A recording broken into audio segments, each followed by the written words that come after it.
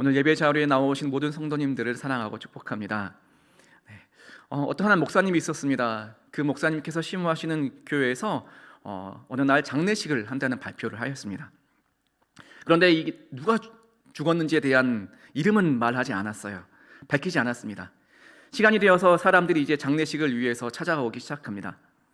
이 설교단 앞에 이 관이 놓여 있는데, 미국 앞에다 관을 놓거든요. 관 놓여 있는데 이것저것 죽은 사람을 애도하는 꽃들이 이렇게 쌓여 있습니다. 그리고 이 목사님은 그 장례식에서 이 사람에 대한 이야기를 하는데, 이 사람의 좋은 이야기들을 하는 것이 아니라 그 사람이 살아있는 동안 많은 죄를 지었다는 그런 죄에 대한 이야기를 하는 겁니다. 그래서 죄 때문에 이 사람은 큰 형벌을 받을 것이다 라는 이야기를 하는 거예요. 설교가 끝나자 많은 사람들이 이제 관 앞으로 찾아와서 이 죄인들의 모습을 보는 시간이 있었습니다. 사람들이 관 속을 들여다보면서 도대체 누가 죽었길래 목사님께서 그렇게 말씀하실까 궁금하기도 하고 쳐다보려고 왔는데, 그 관 안에는요 시신이 없었습니다. 텅 빈 채로 대신 시신 대신에 뭐가 있었냐면 거울이 하나 놓여 있었어요. 이 관 안에 거울이 놓여 있고 목사님께서 말씀하십니다. 이 관에서 보이는 이 거울에 비친 사람이 죄인입니다. 라는 이야기를 했어요. 누가 그 거울에 비춰질까요? 자기 자신의 모습입니다. 즉 목사님께서 하신 말씀은 바로 성도들에게, 사람들에게 하는 말씀들이죠. 우리 옆 사람과 함께 서로 인사해 보겠습니다. 나는 죄인입니다. 다시 한번 인사해 볼까요? 나는 주님으로 인하여서 의인이 되었습니다. 사순절 기간, 오늘은 죄에 대해서 함께 말씀을 나누어 보고자 합니다. 오늘 본문의 시편 6편은요 참회의 시, 회개의 시라고 불립니다. 이 시 중에서 7개의 시가 있는데 그 중에 첫 번째 시가 바로 오늘 시편 6편이에요. 이 시편 6편을 종교개혁자인 루터는 뭐라고 이야기했냐면 육체와 영혼의 건강을 위한 회개의 시라고 표현하였습니다. 그리고 말씀을 보면 알 수 있듯이 이 회개의 주인공은요 바로 다윗입니다. 한번 제가 질문해 보겠습니다. 우리 성도님들은 언제 기도하십니까? 아침에 일어나서, 아니면 식사 시간에, 혹은 저녁 시간, 아니면 교회 예배당에 와서, 또 믿음이 좋은 분들은 저는 무시로 기도합니다. 예전에 어르신들이 많이 썼던 무시로 단어 기억나시죠? 항상 기도합니다. 그렇게 기도하고 계시죠? 아멘? 목소리가 적으신 것 같아요. 항상 기도해야 합니다. 그러면 회개는 언제 합니까? 혹시 오늘 회개 기도하신 분 있으신가요? 저는 있었어요. 저는 했어요. 어떤 분들은 매일마다 할 수도 있고 순간순간 할 수 있고, 혹시 어떤 분들은 지은 죄가 없는 것 같아서 회개 기도를 잘 안 하시는 분도 있겠죠. 회개 기도, 우리가 보통 회개한다라는 말을 표현할 때 어떤 상황에서 이 회개 기도를 한다고 이야기합니까? 자기가 생각하기에 죄가 있을 때, 내가 느끼기에 죄를 지었을 때 하죠. 만약에 오늘 하루가 죄 지은 모습이 없이 완벽하게 하나님께 예배하고 하나님께 찬양하고 말씀을 나누고 사랑을 나누는 나의 모습이라고 한다면, 내가 그날 저녁 혹은 그날 중에 회개 기도를 할까요, 안 할까요? 기도는 하겠죠. 그런데 특별히 회개의 기도는 하지 않을 것입니다. 즉 보통 우리가 생각하는 회개 기도는 아무 때나 하지 않습니다. 특별한 날, 나의 잘못이 눈에 띌 때, 특별한 죄를 지었을 때, 나에게 어려움이 힘들고 그 혹시 나에게 생긴 어려움이 내가 알지 못하는 죄 때문인가 라는 그런 생각이 들 때 우리는 작정하고 또한 교회 안으로 나와서 회개 기도를 하는 것입니다. 내가 이렇게 힘든 이유가 나의 죄 때문이구나, 이런 생각이 든다면 회개 기도를 하겠죠. 그러므로 하나님께 죄를 고백하고 이러한 어려움에서 해결받아야겠다라는 생각을 성도들은 합니다. 이것이 바로 우리가 생각하는 회개 기도의 모습이라고 생각합니다. 그렇다고 한다면 오늘 시편 6편에서 볼 때 다윗의 모습은 어떠할까요? 이 다윗의 배경을 보면요, 아마도 이 다윗 6편의 이 시기는요 바로 그의 아들이었던 압살롬이 구테타를 일으켜서 아들에게 쫓겨갑니다. 그리고 도망 다니는 상황 가운데 쓴 시가 바로 6편이에요. 어떠한 고난이죠? 매우 어려운, 매우 힘든 고난 가운데 있습니다. 이러한 고난 속에서요, 다윗은 자신의 죄의 모습을 생각하고 들여다보게 됩니다. 다윗의 인생에서 우리 성도님들은 어떠한 죄가 가장 큰 죄라고 생각하시나요? 이러한 질문을 하면 제일 많은 응답이요, 90% 이상이 뭐일까요? 밧세바 이야기를 합니다. 밧세바로 인한 죄. 그렇죠. 저도 그렇게 생각이 들었습니다. 그런데요, 이 마음이요, 다윗에게도 있었던 것 같아요. 아, 내가 그 죄가 있었구나. 그 죄 때문에 내가 이러한 고난을 받게 되는구나. 밧세바 사건 떠올려졌던 것 같습니다. 행여나 어떤 사람들은 해석을 할 때 이 밧세바 사건이요, 다윗의 잘못이다. 아니다. 다윗의 잘못뿐만 아니라 밧세바도 다윗을 유혹하였다. 이런 여러 가지 의견들이 있어요. 그런데 누구의 잘못을 따지기 전에 분명하게 다윗은 죄의 모습을 저질렀습니다. 죄를 범하였어요. 왜냐하면 성경 말씀 사무엘 하 12장 9절에 보니까 이렇게 이야기합니다. 제가 읽어볼게요. 그리한데 어찌하여 내가 여호와의 말씀을 업신여기고 나 보기에 악을 행하였느냐. 내가 칼로 햇사람 우리아를 치되 암몬 자손의 칼로 죽이고 그의 아내를 빼앗아 내 아내로 삼았도다. 아멘. 무슨 이야기입니까? 하나님께서 무엇이라고 말씀하시는 거죠?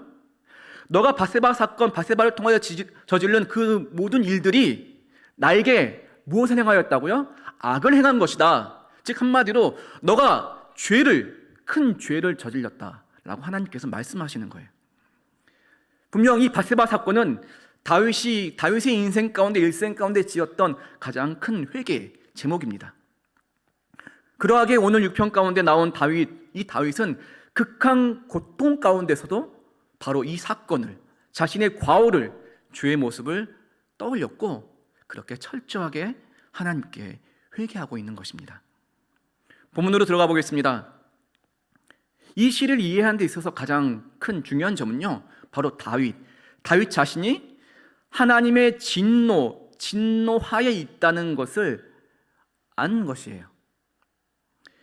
아, 내가 하나님의 사람이지만 지금 하나님께서 나의 죄 때문에 진노하고 계시는구나.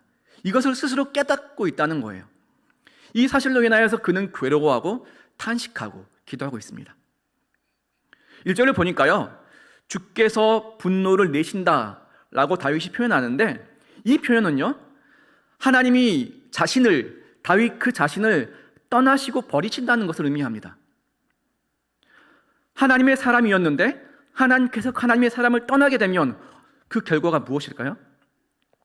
하나님의 심판이죠. 하나님의 심판이 임한다는 겁니다. 그래서 주께서 다윗을 심판하는 그 이유가 바로 다윗 자신이 하나님의 말씀을 어겼기 때문에, 즉 하지 말아야 할 죄를 저질렀기 때문에 그렇게 하나님의 심판이 임하고 하나님께서 진노하시고 자신을 떠나실까 두려워한다는 거예요.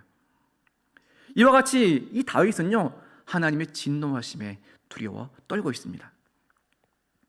만일 우리가 세상 가운데 살아가면서 어떠한 중요한 죄를 저질렀습니다. 그 죄로 인하여서 세상을 다스리는 어떤 큰 힘을 가진 권력자, 그 권력자의 분노를 샀어요. 그럴 때 우리의 마음이 어떨까요? 어떻죠? 우리에게 주어질 어떠한 형벌, 재판, 심판에 대해 두려워하겠죠. 걱정하겠죠. 근심하겠죠. 나의 잘못 때문에 내가 세상의 법정에서 어떠한 죄를, 혹여나 집에 어떤 송장이 날라오면 무엇일까 두려워 떨겠죠.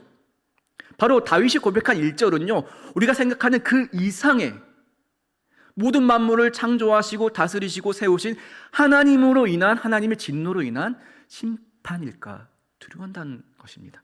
이것이 다윗의 마음입니다. 그리고 2절 말씀에 보니까요, 이 다윗은요, 고통 가운데 있을 뿐만 아니라 육신의 병까지 걸렸음을 우리는 알 수 있습니다. 당시 질병의 모습, 질병에 걸린 사람 당시 인식은요, 어떠했냐면 자신의 어떤 죄가 있기 때문에 내 몸이 상하였고 내가 약하였다라고 생각하였습니다. 그리고 이 다윗은요, 이 질병을 도저히 이겨낼 수 없는 상태에서 결국 하나님의 긍휼하심만을 간구할 수밖에 없었습니다. 국률하심. 이 국률함이 무엇입니까? 국률. 우리가 생각하는 국률이 무엇인가요? 어떠한 대가를 지불하고 우리가 몸을 낫고 하는 것이 아니라 이 국률함은요, 받을 자격이 없음에도 불구하고 그 없는 자에게 베푸시는 하나님의 사랑이 바로 우리가 말하는 국률입니다. 즉, 다윗이 간구하는 것은요, 저는 하나님의 사랑을 받을 자격이 없습니다. 나의 잘못으로 인하여서 하나님의 진노하심 가운데 있는데 나는 아무런 자격이 없습니다. 그러나 하나님, 그럼에도 하나님께서 나의 병을, 나의 모습을 고쳐 주십시오. 이렇게 하나님의 국률을 바란 모습이라는 것입니다. 즉, 이 다윗은요, 자신이 국률을 받을 자격이 있어서 하나님께 기도하는 것이 아니라요, 그 자신이 자격 없음을 알매도 불구하고 하나님께 나아가 하나님의 간구하심을, 하나님의 국률하심을 그렇게 바란다는 것이죠. 자신의 뼈가 떨리듯 이 육신의 고통을 도저히 이길 수가 없는 그였기에 그가 할 수 있는 것은 오직 하나님께 국률을 구하는 방법밖에 없었다는 것입니다. 하나님, 나를 고쳐주십시오.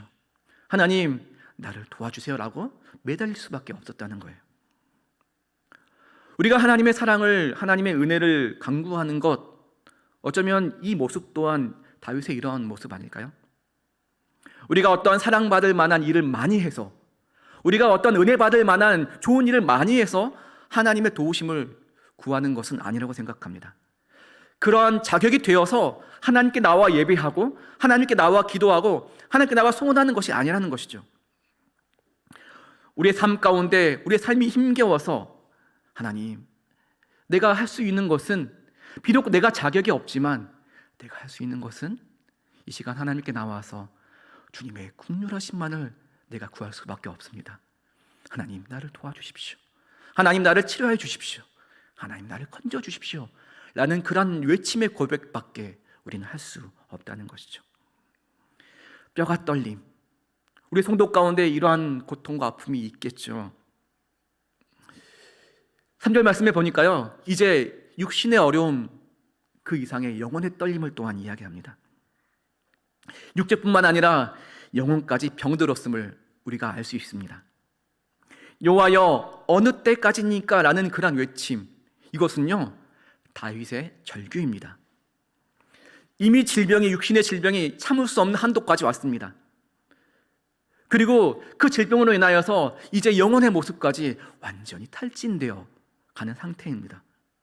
주님, 내가 어느 때까지니까? 이 말은요, 하나님, 내가 어느 때까지 이렇게 아파해야 합니까? 신음해야 합니까? 하나님의 국률이 내게 언제 임하는 것입니까? 라는 그러한 간절한 외침이라는 것입니다. 다윗의 고통 어린 외침인 주여 어느 때까지니까, 이 외침이 우리에게 더 와닿는 이유는요, 어쩌면 오늘도 이렇게 기도하는 성도, 우리의 모습이 있기 때문입니다.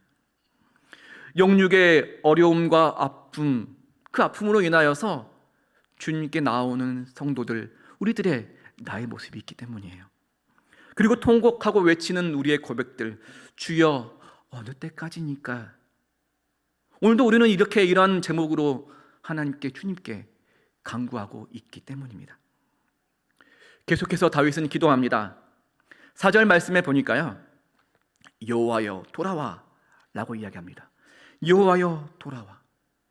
이미 다윗은 자신의 죄로 인하여서 하나님께서 자신을 떠나셨다라고 생각하였습니다. 하나님께서 나와 함께 하시면 이러한 일이 나에게 생기지 않았을 텐데, 그래, 결국 하나님께서는 날 떠나셨구나. 왜냐면요, 하나님의 은혜를 수없이 체험했던 다윗의 모습, 이 다윗의 생각으로는 하나님께서 자신을 떠나 계신다는 그 생각만으로 다윗은 더욱더 육신의 질병 또한 그 모습을 악화시키고 그 영혼을 갉아먹는 그런 고통이 되었을 거라는 거죠. 그러하게 다윗은 자신의 영혼을 건지시고 자신을 구원해 달라고 계속해서 간구하는 것입니다. 이 영혼을 원어로 네피시라고 하는데, 이 영혼을 생명으로 번역합니다. 생명. 그래서 새 번역 성경을 보니까요, 뭐라고 이야기하냐면 주여 내 생명을 건져 주십시오 라고 이야기합니다. 한번 따라해 볼까요? 주여 내 생명을 건져 주십시오. 네, 오늘 말씀의 제목이죠. 생명을 건져 주십시오. 주여 내 영혼을, 내 생명을 건져 주십시오. 이것은요, 주님의 사랑, 나를 떠난 것처럼 생각했던 그 하나님 다시 나에게 돌아와 주십시오. 돌아와서 나의 이러한 육신의 어려움 가운데, 나의 이러한 상황의 어려움 가운데, 내 영혼의 어려움 가운데 나의 생명을 주님 건져 주십시오. 주님의 자비하심으로 나를 구원하여 주십시오 라는 그러한 고백의 모습이라고 하는 것이죠. 우리가 죄를 이야기할 때 가장 많이 이야기하는 것이 무엇이죠? 관역을 생각하고 화살을 관역에 딱 쏘아서 관역 안에 화살이 들어가 있는 것, 이 상태를 하나님 안에 있는 것이라고 이야기하고요, 화살을 쏘았는데 화살이 관역 안에 벗어나 있는 상태, 즉 하나님 안에서 멀어져 있는 상태, 벌어져 있는 상태를 우리는 죄라고 표현합니다. 하나님 안에 있으면, 화살이 관역 안에 있으면 그것은 평안이고요, 하나님께 멀리 떨어져 있으면 있을수록 그것은 죄의 모습입니다. 그런데 믿음의 성도들, 하나님이 있다고 믿고 그리스도 예수를 믿고 그분의 은혜를 믿고 십자가를 믿는 우리 성도에게 있어서 가장 괴로운 것이 무엇이냐면 바로 하나님께서 나와 함께 하시지 않는가, 이러한 의심이 될 때예요. 이러한 고민이 될 때예요. 우리 한 번쯤 이런 기도 제목 있으시지 않나요? 기도의 모습 있으시지 않나요? 하나님 왜 나를 떠나셨습니까? 하나님이 계신다면 내가 이렇게 힘들지 않을 텐데 왜 하나님 나를 떠나셨습니까? 왜 내가 이렇게 힘겨워하고 고통당하고 있습니까? 이런 고백들 우리가 한 번쯤은 해보셨잖아요. 왜 나를 버리셨나이까? 이런 고백. 다윗의 고백, 이 고백이 우리의 고백인 것 같습니다. 이제 다윗은요, 더 나아가서요, 죽음에 대해서 이야기합니다. 사망 중에는 주님을 기억하지 못합니다. 스올에서는 주께 감사할 수 없지 않습니까? 라고 고백해요. 무슨 말씀입니까? 쉽게 이야기해보면요, 주님, 하나님, 내가 지금 죽으면요 아무것도 이제 못하잖아요. 더 이상 주님을 찬양하지 못하잖아요. 더 이상 주님께 예배할 수 없잖아요. 하나님께서 이 사랑을 나누라고 하셨는데 지금 이렇게 고통 가운데 내가 죽어버리면 더 이상 사랑을 나눌 수가 없잖아요. 더 이상 전도할 수 없잖아요. 이런 이야기예요. 스올에서 누가 감히 주님께 감사할 수 있겠습니까? 라는 고백이라는 것입니다. 얼마나 고통스러웠으면 다윗은 이러한 고백을 할까요? 이렇게 죽음을 부르짖으면서 이야기할까요? 내가 죽으면 더 이상 주님을 찬양할 수 없습니다. 주님을 기억할 수 없습니다. 감사 또한 할 수 없습니다. 이 강구를 다시 해석하면요, 이렇게 생각합니다. 주님, 내가 주님을 더 기억할 수 있도록 살려주세요. 주님, 내가 주님의 은혜를 계속 감사할 수 있도록 주님 살려주세요. 주님, 이 고통에서 나를 건져주시고 살려주세요 라는 간절한 부르짖음이에요. 우리가 기도할 때 정말 힘들 때 어떻게 기도하십니까? 주여 죽여주시옵소서. 죽여주세요. 저는 해본 적이 있어요. 아직 어린 나이지만 입에서 그렇게 나오더라고요. 너무 힘들 때 그냥 차라리 생을 끝내주십시오. 그런데요, 그 기도의 모습 이면에 뭐가 있죠? 죽고 싶어서 그렇게 기도하나요? 살기 싫어서 그렇게 기도할까요? 아니에요. 오히려 더 살고 싶어서. 주님, 저는요 살고 싶어요. 주님, 저는요 더 주님께 나아가고 싶어요. 주님, 주님이 나를 살려주셔야 내가 매일마다 나와서 예배하잖아요. 더 기도하잖아요. 더 감사하잖아요. 더 주님의 사랑을 전하잖아요. 주님, 그러니까 주님 살려주세요. 내가 죽으면 내가 어떻게 더 이상 하나님께 예배합니까? 그러한 살아가는 삶의 고백이라고 하는 것입니다. 지금 계속 1절부터 이렇게 읽고 있는데요, 상황이 어떻습니까? 점점 다윗의 심경을 우리는 알 수 있습니다. 이렇게 한 절씩 읽다 보니까요, 이 다윗의 고통스러운 외침이 더욱더 우리에게 다가오는 것 같습니다. 이제 6절 말씀인데요, 6절 말씀이 이렇게 이야기합니다. 탄식함으로 피곤하며 라고 이야기하는데요, 이 탄식하다라고 하는 것은 완전히 탈진된 상태를 이야기합니다. 다윗이 이 죄로 인해서 얼마나 심각하게 고민했는지를 우리는 외쳤는지를 알 수 있습니다. 밤마다 눈물로 내 침상을 띄우며 내 요를 적시나이다. 이 눈물은요, 고통을 이기지 못해서 나오는 눈물이었고, 한편으로 다윗이 가장 중요하게 생각했던 하나님이 자신을 떠났을까 하는 그런 걱정과 두려움 때문에 흘리는, 슬픔 때문에 흘리는 눈물이었습니다. 밤마다 흘리는 눈물, 침상을 띄우며 잠자리를 적시는 이 눈물은요, 그의 육체적인, 그의 영적인 상처가 얼마나 깊은지를 단적으로 우리에게 보여주는 눈물입니다. 이 장례식장을 다녀보면요, 힘이 애통하며 우는 가족들의 모습을 봅니다. 너무 울다 보면 이게 울음 때문에 처음에는 눈물 옷에 적시죠. 그리고 더 울다 보면 어떻게 됩니까? 눈물이 더 이상 안 나온 상태까지 됩니다. 탈진됩니다. 그리고 정신을 잃고 쓰러지기도 합니다. 얼마나 슬픔이 클까요? 얼마나 고통이 클까요? 작년은 이맘때쯤에 저희 가족도 비슷한 경험을 했어요.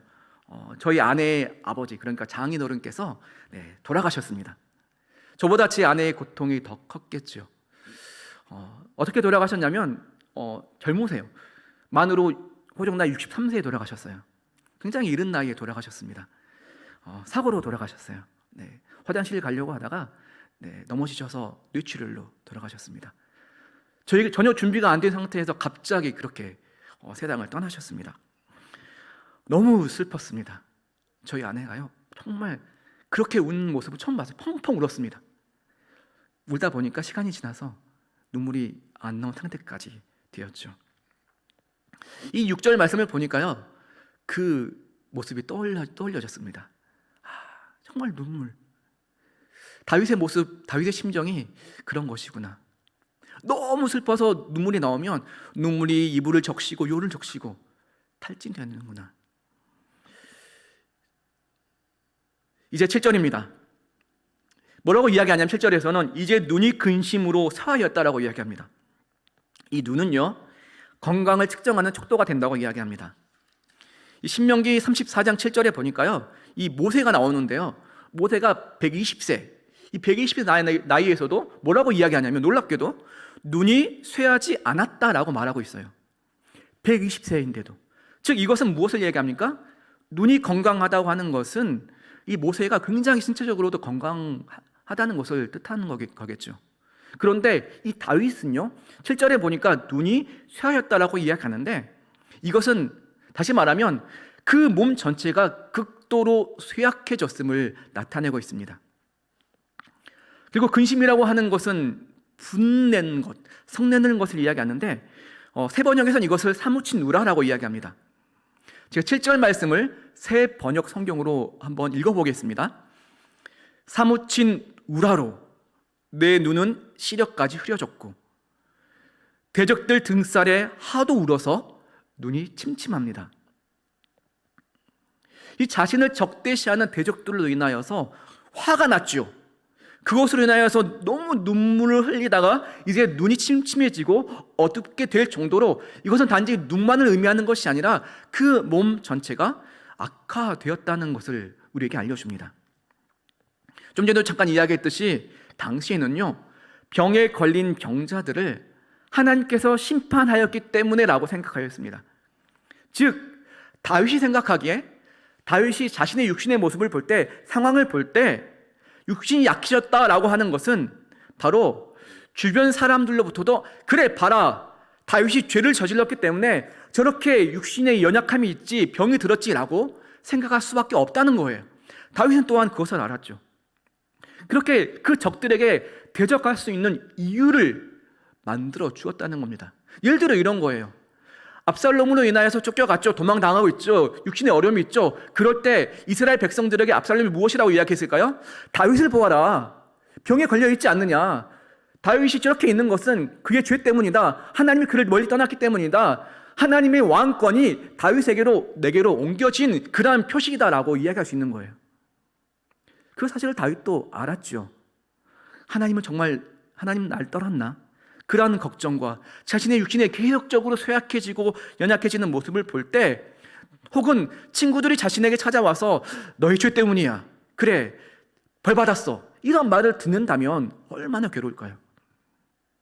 성경을 보니까 이런 인물이 있죠. 누굽니까? 욥입니다. 육신의 연약함이 있을 때 친구들이 찾아오죠. 무엇이라고 얘기합니까? 잘 생각해 보아라, 너희 죄 때문이야. 사람들은 너를 의인이라고 하지만 아니야. 너는 죄가 없다고 하지만 아니야. 너희 죄 때문이라고 손가락질하는 그 모습, 어떠한 마음일까요? 이러한 상황이요, 오늘 말씀에서 이 절에서 다윗에게 놓인 것이며, 그러한 심적인 고통, 육신의 아픔과 동반하여서 갈수록 이 다윗의 상태는 심각해지고 있다는 것을 우리는 볼 수 있습니다. 1절부터 7절까지 말씀을 보니까 점차적으로 악화되는 다윗의 모습을 알 수 있죠. 그런데요, 놀랍게도 8절 말씀, 이 말씀을 보니까 다윗이 하는 기도의 모습이 완전히 달라집니다. 7절까지는 고통을 애절하게 호소하는 다윗. 그런데 8절부터는 무엇이라고 이야기합니까? 기도의 응답을 확신하는 기도를 합니다. 그는 아마도 이 고통 중에서, 고통 가운데서 자신의 붕괴와 실망을 극복할 수 있는 주님을 향한 그 믿음이 회복되어졌던 것 같습니다. 자신을 떠났다고 생각했던 하나님의 임재, 하나님의 모습을 기도하는 이 모습 가운데 그렇게 아니다, 하나님께서 나와 함께 계셨구나, 나를 떠나지 않으셨구나라는 그런 믿음이요, 다시 생겼던 것 같아요. 그러하게 뭐라고 이야기하냐면, 악을 행하는 자들아 다 나를 떠나라 라고 이야기합니다. 여기서 말하는 악을 행하는 자들은 바로 자기를 대적하는 자들입니다. 다윗이 이렇게 담대하게 외칠 수 있었던 그 이유가 바로 하나님께서 자신에게 다시 돌아오셨다라고 믿었기 때문이에요. 하나님께서 나와 여전히 지금도 함께 하시는구나 라고 하는 믿음이 다시 생겼기 때문입니다. 다윗의 질병 뭐라고요? 하나님께서 나를 떠났기 때문에 생겼구나. 그래서 질병에 걸리게 되고 자신이 아프게 되고 어려운 상황 가운데 있고 자기의 친구들이, 사람들이 자신을 적대시하게 되었는데, 그로 인하여서 큰 슬픔과 애통 가운데 눈물을 흘리고 더 이상 눈물이 나오지 않는 탈진하는 상태까지 되었는데, 이제는요, 하나님께서 아니구나, 나와 함께 계시구나 라는 그런 믿음이 생기니까요, 그에게 자유함이 임하였습니다. 이제는 그에게 대적들아, 악을 행하는 자들아 다 나에게서 떠나라 라는 외침의 고백이 이 8절에서 할 수 있게 되었다는 것이죠. 이 8절에서 보면 우리가 알 수 있는 것은요, 하나님은 우리의 신음소리를, 울음소리를 들으시는 분이라는 겁니다. 이 8절에 자세히 나오진 않았지만 7절까지의 과정 가운데서 얼마나 다윗이 애통하였겠습니까? 얼마나 다윗이 간절히 기도했겠습니까? 하나님 나를 떠나셨나요? 하나님, 내 육신의 어려움, 내 상황의 어려움, 내 환경의 어려움, 나의 죄 때문에 하나님 나를 버리셨나요? 하나님, 차라리 나를 죽여주시옵소서 라는 그러한 눈물 흘리는 그러한 고백의 모습들 얼마나 많았겠습니까? 그런데 하나님께서 그 외침의 기도를 들으셨다라고 하는 거예요. 그러하기에 주님께서 내 간구를 들으셨다라는 그런 믿음의 확신이 생기니까요, 하나님께서 내 기도를, 내 간구를 받아주셨다라는 그런 믿음의 확신이 생기니까 어떻게 되죠? 다윗의 마음 가운데 외칠 수 있게 된다는 겁니다. 간구를 들으신다라는 이러한 고백, 이 고백은 완료형입니다. 하나님께서 내가 기도할 때 내 기도를 들으셨다. 이것은 들으신 상태의 과거 완료를 이야기하는 거고요. 내 기도를 받아주셨다라는 것은 미완료입니다. 무슨 이야기입니까? 하나님 나의 병을 고쳐주십시오. 즉, 이 8절에서 이야기는 어떠한 이야기냐면 8절 9절에 계속 보면 아직 하나님께서 기도를 들으시고 함께 하신다는 확신이 들었죠. 그런데 지금 이 다윗의 병은 나은 상태입니까? 다윗의 상황은 좋아진 상태인가요? 아니에요. 믿음의 확신의 고백은 하였지만 9절에도 계속 보면 아직 현 시점에서 다윗의 몸 상태는 여전히 아파합니다. 다윗의 상황은 여전히 도망 다닙니다. 누구에게 의해서요? 아들에 의해서요. 절망적인 상황이에요. 그런데 다윗의 고백은, 다윗의 간구는 어떠한 것이죠? 이미 하나님께서 내 기도를 들으셔서 그러하기에 하나님은 나의 병을 고쳐주실 거야. 하나님은 나의 상황을 고쳐주실 거야. 왜죠? 하나님께서 나와 함께 하시기 때문에. 이러한 믿음이 다윗 가운데 생긴다는 거예요. 우리가 기도할 때 기도의 모습 어떻습니까? 우리가 사실 많은 성도들이 바라는 것은요, 간단합니다. 뭐죠? 내가 기도하면 즉시 기도에 응답되는 것을 바랍니다. 그러지 않습니까? 저는 그랬어요. 내가 몸이 아플 때, 내가 몸살에 걸렸을 때 내가 기도하면 하나님 도와주세요, 고쳐주세요 기도하면 뿅 하고 그 다음날 감기가 나아요. 너무 은혜롭지 않습니까? 저는 이러한 것들을 바란 적이 있어요. 아마도 많은 성도님들이 이러한 기도 제목이 있을 거라 생각합니다. 우리의 상황 가운데 어려움이 있어요. 나의 삶을 힘들게 하고 어려워하는 어떤 가족들, 이웃들, 많은 상황들이 있는데 그럴 때 하나님께 나와서 하나님 나와 함께 하시면 내 상황들을 고쳐주세요 라고 내가 기도했어요. 그 즉시 그 기도가 응답되어서 상황이 해결되면 극적이죠. 간증할 겁니다. 내가 기도했더니 그렇게 바뀌었어. 그런데 이것은 미완료, 진행형이라고 하는 거예요. 즉 기도가 이루어지고 있다라고 하는 겁니다.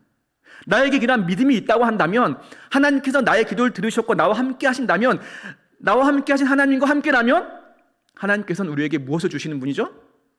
복을 주시는 분이죠. 좋은 것을 주시는 분이죠. 그렇다고 한다면 지금 내 모습 가운데 이 고통 가운데 있다 할지라도 하나님께서는 분명히 나를 이 고통 가운데서 건져 주실 거야. 나를 좋은 길로 인도하여 주실 거야. 내 상황 가운데 비록 내 육신에 어려움이 있다 할지라도 나의 이것을 통해서 하나님께서 나에게 더욱더 은혜 내려주실 거라는 그런 믿음이 있다라고 하는 겁니다. 이게 미완료 진행형이라고 하는 거예요. 분명한 것은 하나님께서는 우리의 울음소리를 들으십니다. 우리의 간구를 들으십니다. 그러하게 우리 가운데 이러한 다윗의 믿음이 있기를 간절히 원합니다. 소망하기 원합니다. 우리와 함께 하신 하나님, 나의 기도를 들으신 하나님이 우리의 기도 제목 가운데 계속적으로 기도가 완성되어질 수 있도록 이루어 가신다라고 하는 것이죠. 하나님 나라의 모습도 그러합니다. 그리스도 예수께서 우리 가운데 오셔서 우리의 죄의 모습들을 사해 주셨죠. 그래서 누구든지 주를 믿고 고백하면 우리는 하나님 나라로 들어갑니다. 그렇죠?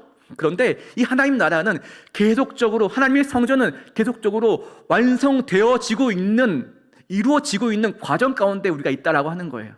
우리가 기도할 때, 우리가 전도하고 우리가 예배하고 하나님께 나아갈 때 우리의 성도들의 기도의 모습들 통하여서 우리 교회가 하나씩 아름답게 완성되어져 간다라고 하는 것이죠. 그러한 믿음, 그러한 교회의 모습이 우리 가운데 있기를 간절히 소망합니다. 마지막 10절입니다. 모든 원수들이 이 부끄러움을 당하고요, 심히 떤다고 고백합니다. 결국 어떻게 되었죠? 부끄러워 물러간다라고 고백합니다. 하나님께서 다윗에게 돌아오셨을 때 그의 대적은요 물러가고 있었습니다.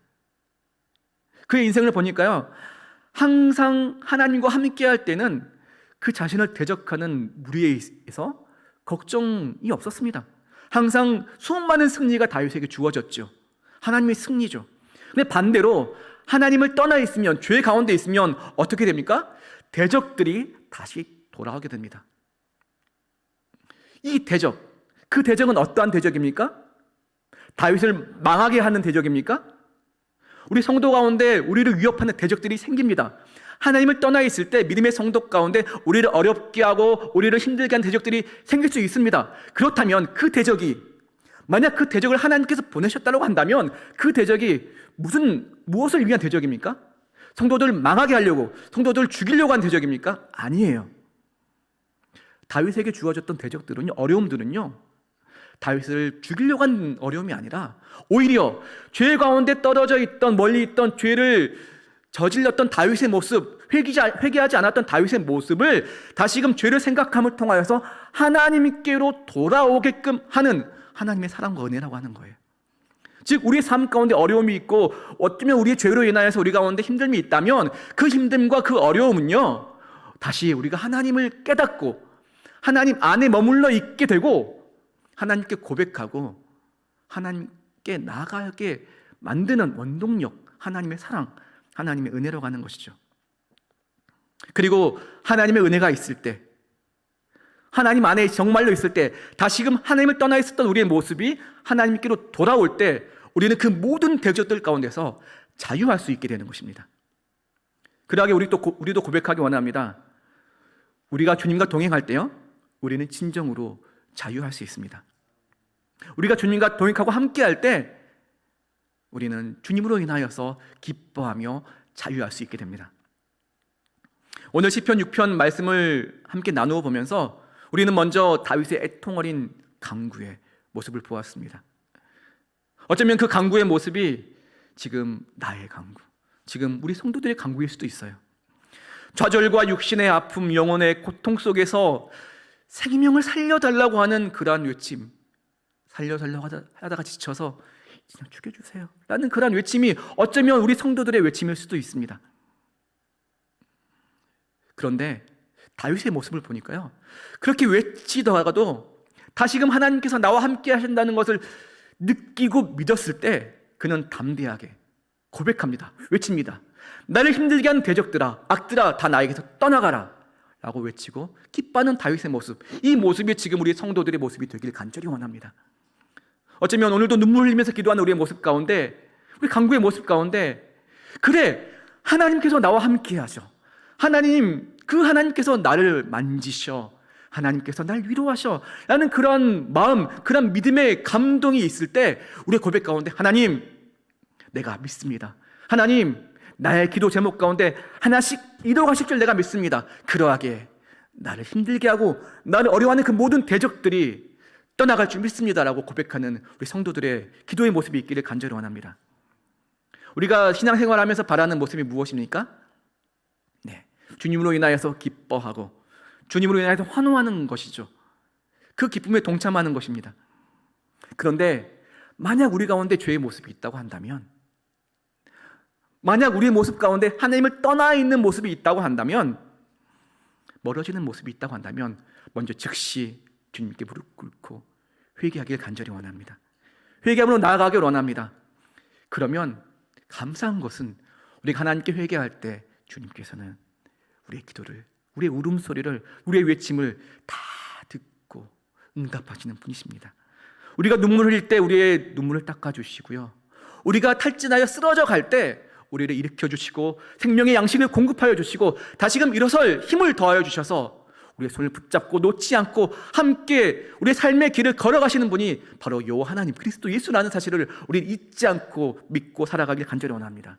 그러한 하나님, 좌절을 기쁨으로 바꾸어 주시고 희망으로 바꾸어 주신 하나님, 다윗의 고통 어린 상황 가운데서 다윗에게 희망을 허락하여 주시고 담대하게 고백할 수 있는 힘을 더하여 주신 그 여호와 하나님, 우리 가운데 다가오신 그리스도 예수, 그분의 모습을 통하여서 이 사순절 기간 우리 또한 그 주님의 고난에 동참하며 살아갈 수 있는 성도들의 모습이 되기를 원합니다.